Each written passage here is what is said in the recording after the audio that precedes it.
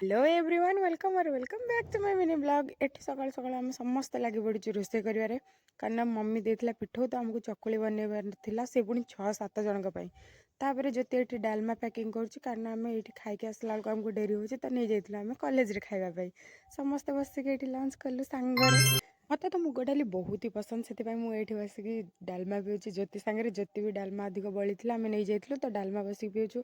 तापर दीर्घ 7-8 दिन पर राजश्री ये पार्सल आई तो सी खुशी ये डांस कर बहुत खुशी हो जाए फाइनाली मोर पार्सल आसी जाइए ना पार्सल वाले भी बहुत लेट कर परिबा पत्र आमर सरी जाइथिला सेथिपाई हम समस्ते चलीगलु परिबा किणवा ପାଇଁ। परिबा किणवा हम सांग होइकी जाउछु सेथिपाई हमको एठी पंगबाला दल डाकुछ। आज आम बहुत ही लेट जाए कम कर आसला बेलू 7:30-7टा हो जाइथिला। तापर समस्ते ये थकिकी मुँह सुखैकी बस जल्दी कहीं कम सरने आम जीव रूम को। रूम रे आसला पर ज्योति एठी बने देथिला मो पई चकुली पिठा परिबा पत्र पके देकी देखंतु से किंदा पिठा बनेछि से भी पोड़ी जाइछि पूरा किंतु निजर भल होइछि। आज व्लॉग एठी सला। Thanks for watching. Bye bye everyone.